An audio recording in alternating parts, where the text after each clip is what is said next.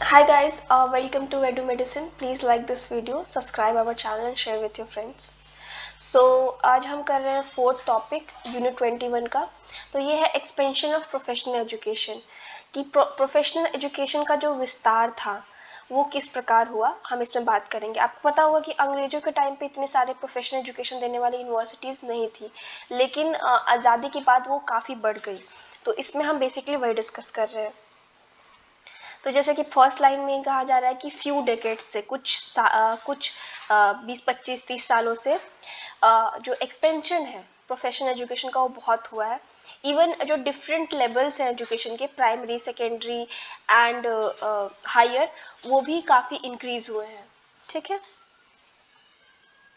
After independence of course. तो देखिए, enrollment of women and students of backward section of the society also increased. मतलब केवल colleges नहीं increase हुए हैं, केवल प्रोफेशनल एजुकेशन के इंस्टीट्यूशन ही नहीं इंक्रीज हुए हैं, जो पढ़ने वाले हैं उनके भी नंबर्स इंक्रीज हुए हैं। और जो विमेन और बैकवर्ड सेक्शन जो कि वहाँ तक पहुँच नहीं पा रहा था, वो भी अब एजुकेशन तक पहुँचने लगा है, जो कि बहुत अच्छी चीज़ है।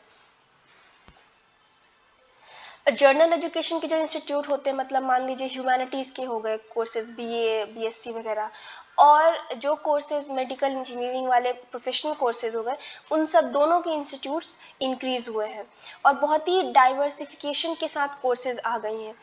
मतलब डिफरेंट कोर्सेज डेवलप हो चुकी हैं।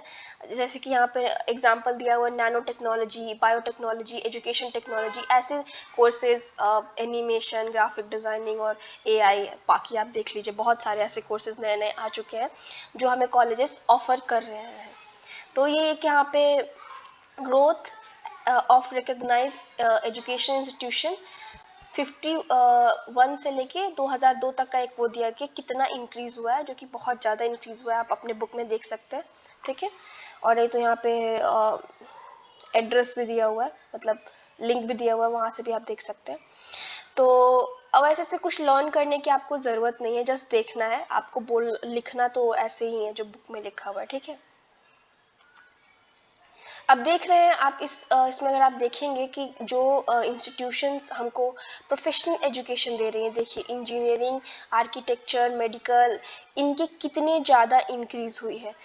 2001 और 2 तक ये 2409 हो चुकी हैं, जो कि इनिशियली 208 थी। तो आप देख सकते हैं कि कितना ज़्यादा मतलब छलांग मारा है हमने प्रोफेशनल एजुकेशन के मामले में। ठीक है, न्यू मेथड एंड टेक्निक्स, जो नए तरीके से पढ़ाना, नई टेक्नोलॉजी के थ्रू पढ़ाना, वो भी आने लगा है। और एडवांसमेंट भी फील्ड ऑफ प्रोफेशनल एजुकेशन में काफ़ी आ चुका है। अब हम पहले की तरह तरीके नहीं यूज़ करते, अब न्यू तरीके यूज़ करते हैं। आप खुद भी देखिए ना, आजकल सबका ऑनलाइन क्लासेस चल रही हैं, कितना हम आगे बढ़ चुके हैं कि जूम क्लासेस और गूगल मीट पे क्लासेस कर रहे हैं। ये भी तो एक तरीके से बदलाव ही है। और देखिए, डिमांड जो है प्रोफेशनल नॉलेज की और स्किल की बहुत ज़्यादा इंक्रीज हो गई है, क्योंकि नॉलेज ड्रिवन सोसाइटी हो गई है, जहाँ पे आपके ज्ञान बहुत इंपॉर्टेंट है। ठीक है, और नॉलेज और इंफॉर्मेशन बहुत ज़्यादा ज़रूरी है आज के टाइम पे, अगर आपको जॉब चाहिए तो किसी भी फील्ड में। और इसीलिए कहीं ना कहीं फील्ड ऑफ प्रोफेशनल एजुकेशन भी इंक्रीज हो रहा है। अब देखिए, यहाँ पे हमने दो चीज़ें डिस्कस की हुई हैं जिसकी वजह से प्रोफेशनल एजुकेशन इस प्रकार से भारत में चाहे विश्व में फैला। फर्स्ट था कि स्किल्ड प्रोफेशनल कोर्सेज की इकोनॉमिक ऑर्डर में नीड थी। जिस टाइप का इकोनॉमिक ऑर्डर है अभी, जो कि नॉलेज ड्रिवन है, जहाँ पे ज्ञान आपका इंपॉर्टेंट है, जहाँ पे कंप्यूटर की ज़्यादा नॉलेज इंपॉर्टेंट है, वहाँ पे इस टाइप के कोर्सेज की ज़रूरत थी। इंजीनियर, डॉक्टर, इन सब की भी ज़रूरत दिन प्रतिदिन बढ़ती जा रही है, पॉपुलेशन बढ़ता जा रहा है। सेकेंड था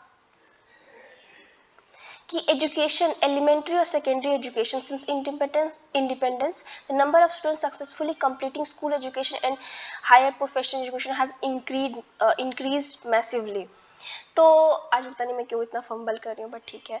तो जितने बच्चे एलिमेंट्री और सेकेंडरी एजुकेशन पूरा कर रहे थे, वो इंडिपेंडेंस के बाद काफ़ी ज़्यादा इंक्रीज हो गया। फर्स्ट ऑफ ऑल डिमांड ही ऐसी है कि हमको चाहिए डॉक्टर, इंजीनियर और कंप्यूटर, आईटी एक्सपर्ट वगैरह।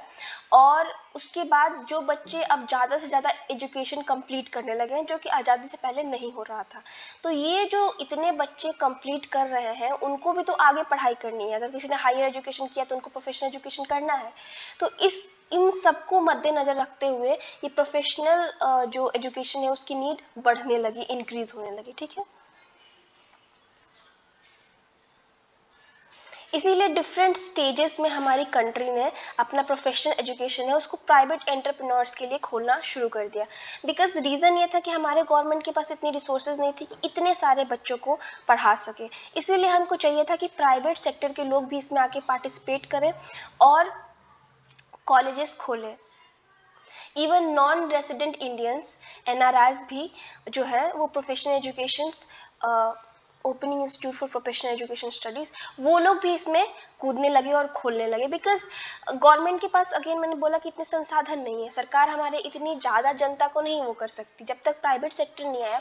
और जो प्रोफेशनल एजुकेशन है इसमें हमेशा नए नए टेक्नोलॉजी की ज़रूरत होती है। अगर आपको इंजीनियरिंग पढ़नी है, सॉफ्टवेयर इंजीनियरिंग पढ़नी है, तो आपको नए नए सॉफ्टवेयर्स के बारे में जानने की ज़रूरत है। समाज के साथ, टाइम के साथ चेंज होते सब्जेक्ट के साथ आपको पढ़ना पड़ेगा उस तरीके से। अगर वो चीज़ें गवर्नमेंट में अपडेट नहीं हो पा रही हैं बिकॉज ऑफ मनी और अदर रीजंस, तो फिर वो बच्चा पीछे रह जाएगा। इसलिए कहीं ना कहीं प्राइवेट सेक्टर की इसमें नीड थी। So thank you so much, have a nice day. Next topic हम बाद में करते हैं। बाय।